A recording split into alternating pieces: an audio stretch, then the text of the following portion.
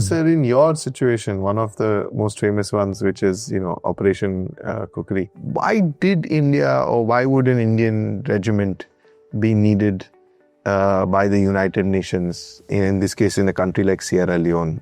For someone like us, how does that process work? How does someone get appointed to lead that? It is something you chose to do? Was it an order?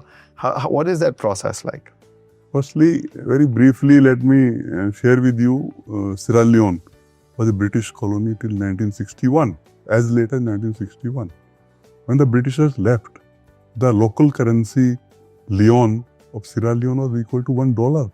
That was the prosperity in Sierra Leone when Britishers left in 61. Thereafter, there was complete chaos. They were fighting. There was no order. And it's a civil war which continued for 10 years. And in those 10 years, I would say one particular outfit, Revolutionary United Front, they had ruled kind of terror in that country. They would give routine punishment.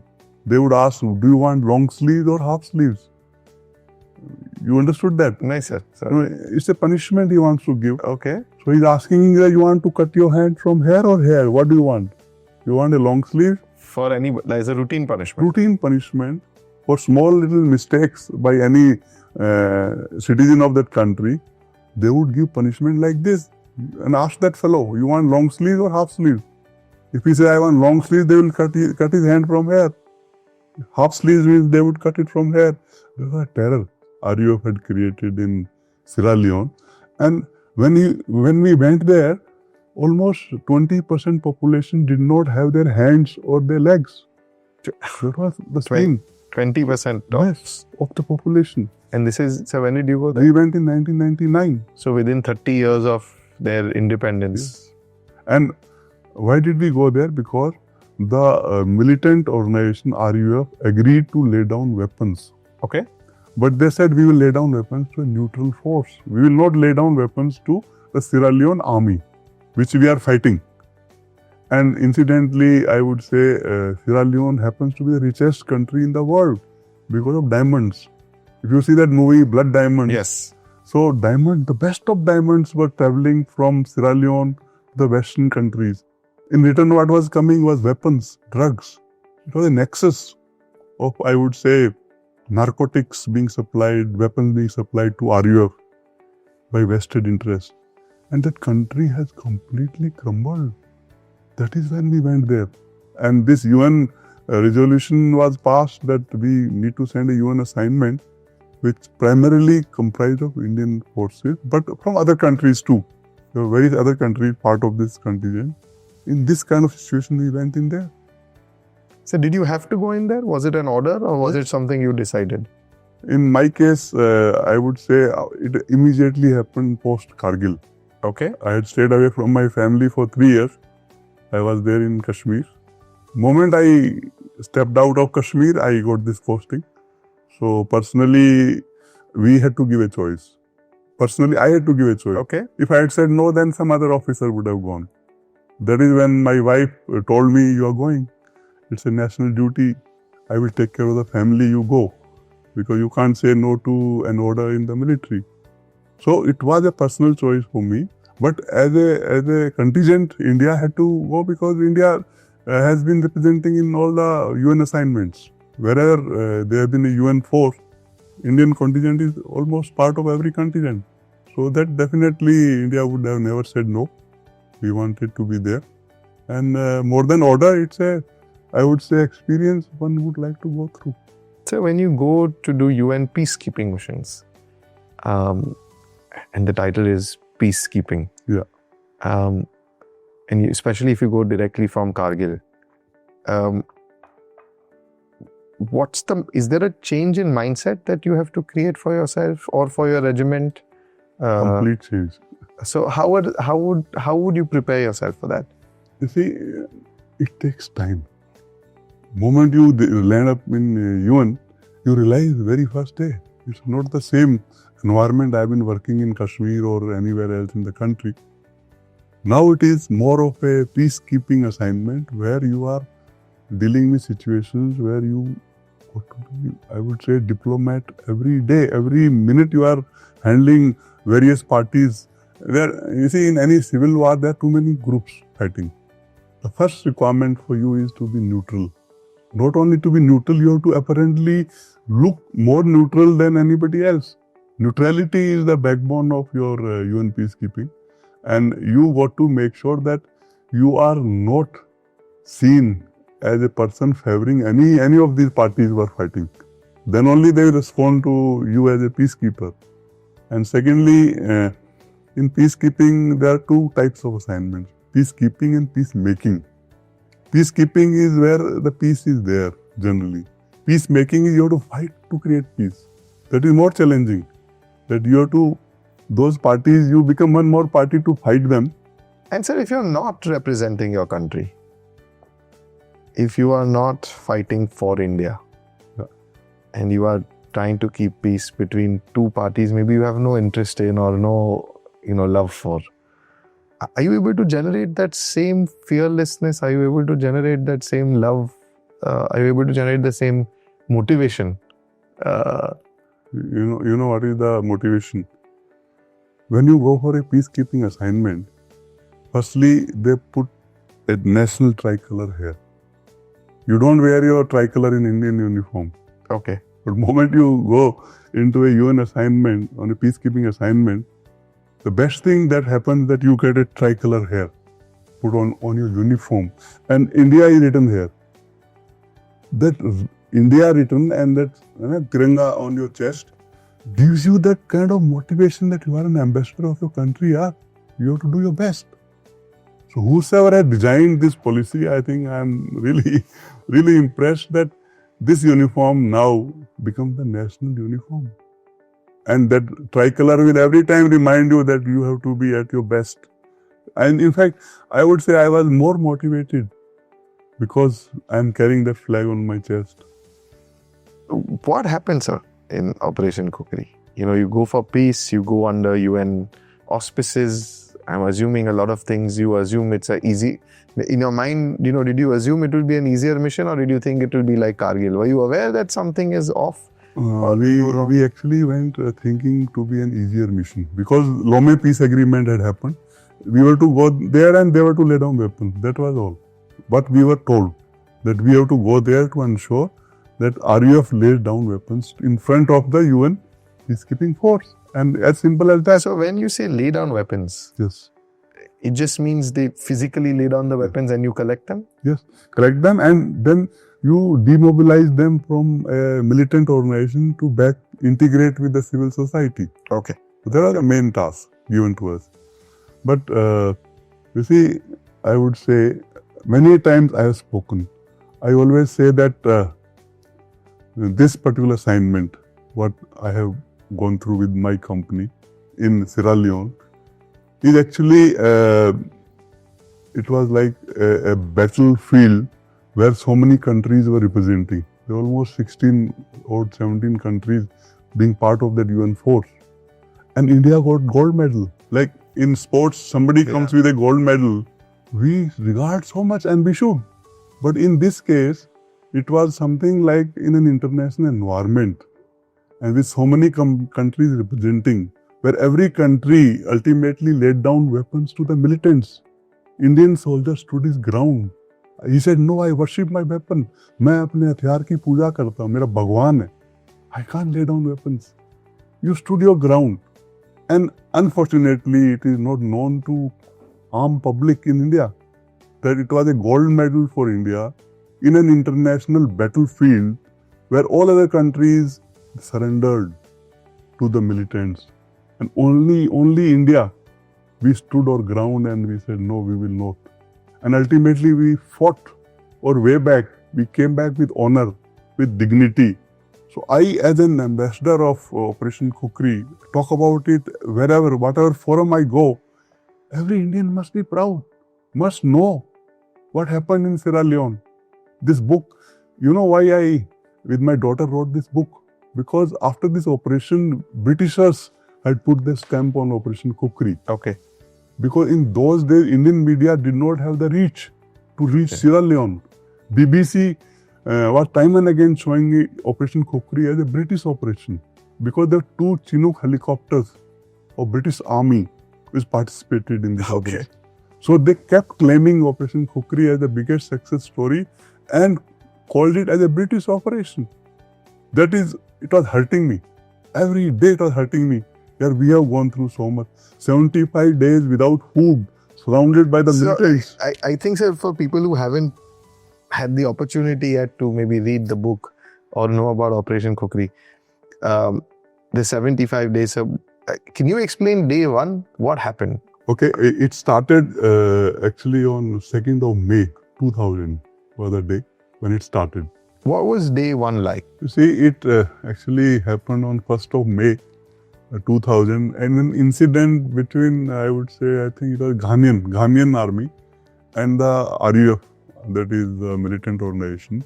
There was a fight and Ghanaian army, they opened fire in which a lot of, I think, 10 to 12 RUF soldiers, they lost their lives. And we were deployed in different area.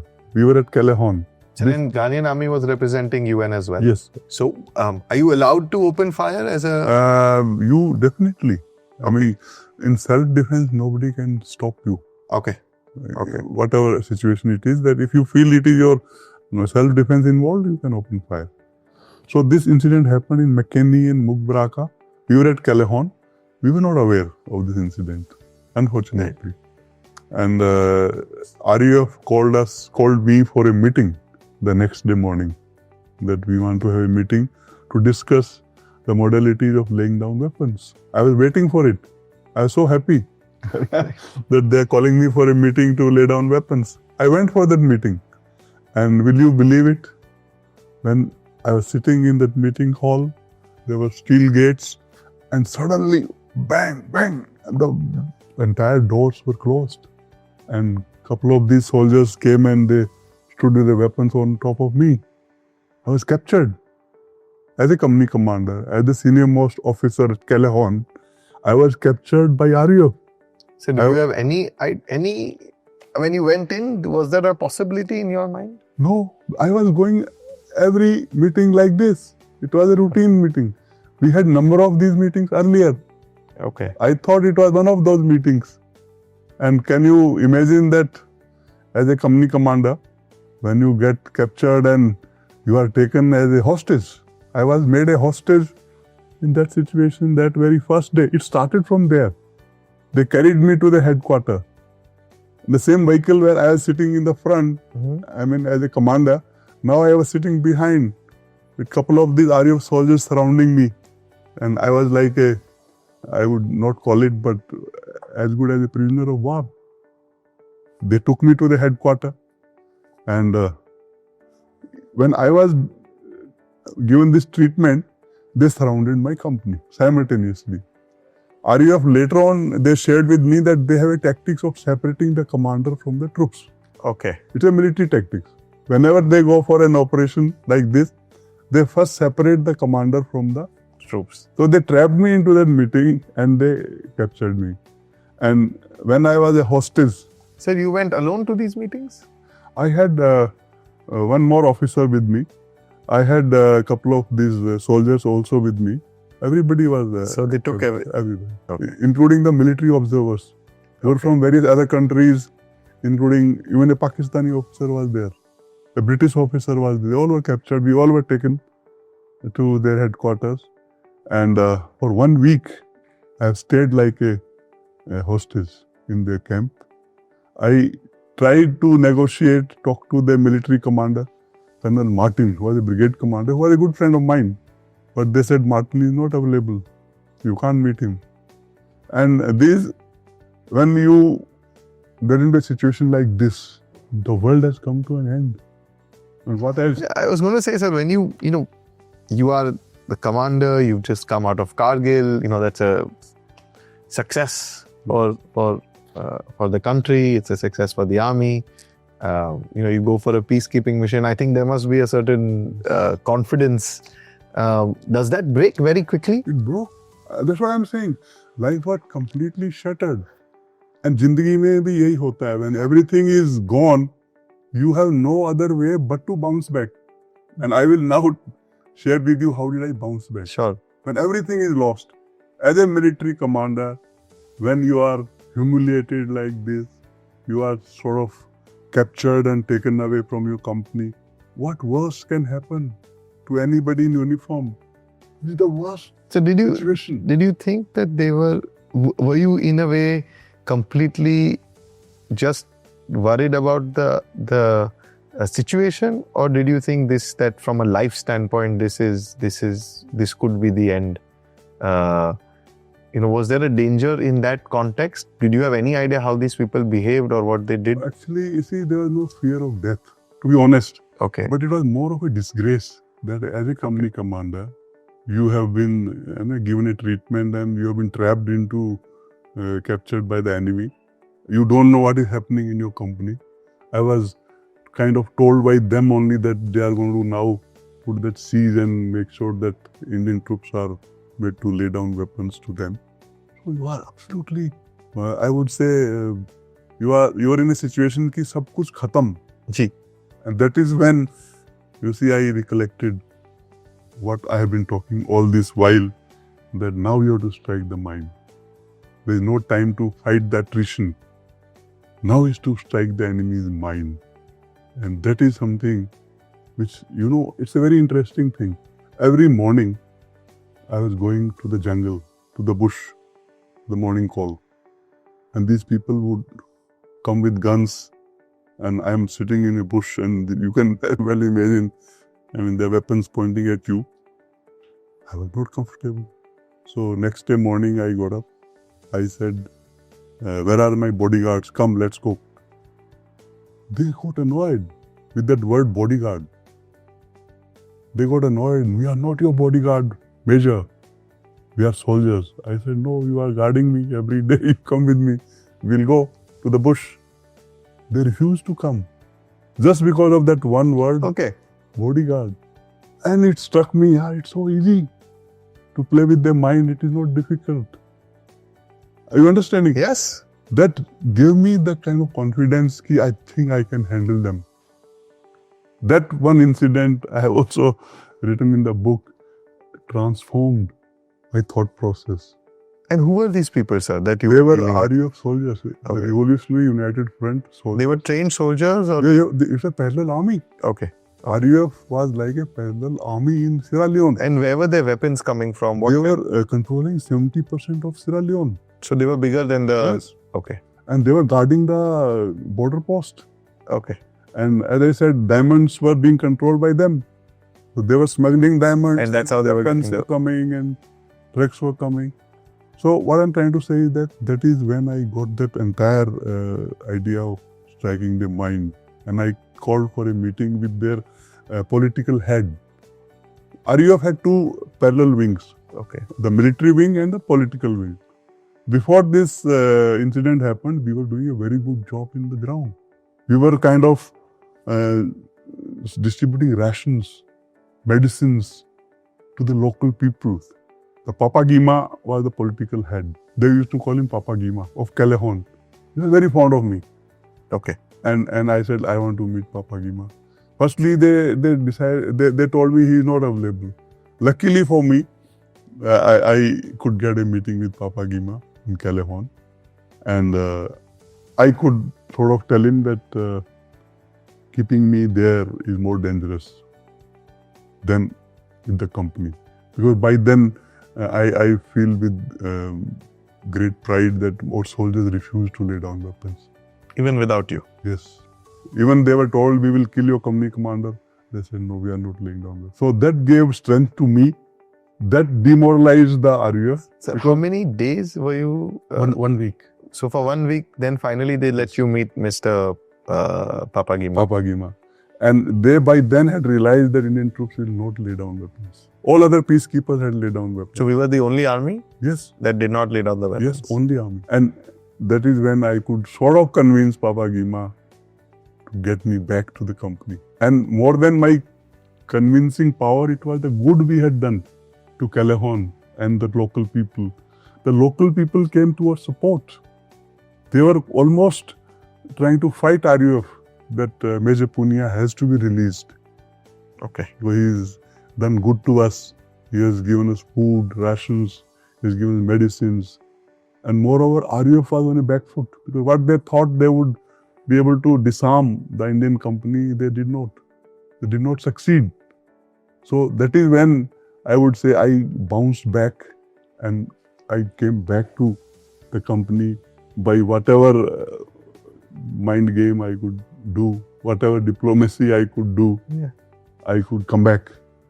And that is when we started that routine. So this is day 7, sir. Yeah. And it's 75 days. A long day, long Yes, time. and as we all know, some days are longer than other days. Yes. How do you it's a 233 33 years. 233 men. Were you very sure how to deal with this situation, or were you worried I was on the first day back? I was not sure. I was learning every day. Every minute, in fact, I was learning. And I did not believe in God so much till then. But this situation reinforced my belief in God because I was getting some kind of a guidance from top. What to do now, what to do next. Every day was different. Every day was unique. I mean, you can well understand, after I was released, I ensured that I went out every day to meet Papa Gima and the local people. I did not restrict myself into that compound of the military. So were you not worried No, that if I go out every day, they can do something else or they No. can take us back? I said, I have come back from a situation where they had captured me. Whatever it is, I have got released, but ultimately they have released me. If they catch me again, they will catch me. But let me not break this link between RUF and my own company. I should know what is happening outside. In military, intelligence is very important. If I had not moved out thereafter, probably they would have lost that confidence on me. But since I was moving out every day, meeting everybody, and kind of reinforcing that I am a peacekeeper still, despite the situation, I am still a peacekeeper. So you are also the leader of 233 men. Yes, I was doing both the jobs. I was wearing two hats. Two hats means a hat of a soldier, hat of a diplomat. In daytime, I was going out to kind of trying to find out a way out. And believe me, I did not want to have bloodshed. We were on a peacekeeping assignment. In a meeting, I offered to Papa Gima and military commander of RUF, Colonel Martin, I am prepared to go back with my weapon, leave everything behind. You keep my rations, you keep my tentage, keep my personal luggage, everything I will leave behind, including my wife's photograph I will leave behind if you want. But let me go with my God. My weapon is my God. That is what one thing was stuck. Because all other peacekeepers from all other countries had laid down weapons. They said, no, orders are that you will also go the same way, the way other peacekeepers have gone. I said, I am not going. Sir, why is that? What is the for an army person? And sir, I will tell you, because we are all not army people. And so we would say, look, live to fight another day.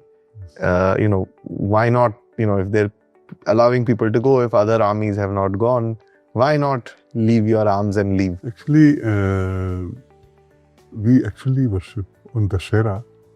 We worship our weapons. It is done still as a routine.